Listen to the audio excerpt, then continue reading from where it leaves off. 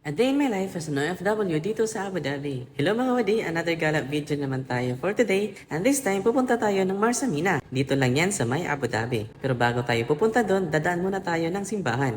Mag-church visit muna tayo para makapagpasalamat din sa lahat ng mga blessings na natatanggap natin and of course sa laging pagkabay ni Lord sa atin sa araw-araw. After nga namin mag-church visit ay nagantay na kami ng bus papuntang Marsamina. Medyo mahaba-haba din yung biyahe since galing pa kaming simbahan. Andito na nga kami sa may Marsamina mga wadi and syempre di mawala ang mga selfie. So picture-picture muna kami dito at nagikot-ikot na din maya-maya. First time ko nga dito sa Marsamina and so far nagandahan din ako dito sa lugar na to. Tamang-tama ang place na to sa mga gustong mag-food trip o mag-relax. Marami mga food na pwede mong kainin, may mga street foods at kung ano-ano pa. Pero sa amin, since rice is life, kaya ang in-order namin ay seafood canjon. At take note mga wati na kailang extra rice pa yan. Dito nga namin napiling kumain sa QF or Queen Flowers Cafeteria kasi maganda din yung pwesto nila. Sa mga mahilig mag-selfie o kumuha ng picture ay magugustuhan mo dito. May pawings lang naman sila dito tapos itong booth na hindi ko alam ang pangalan.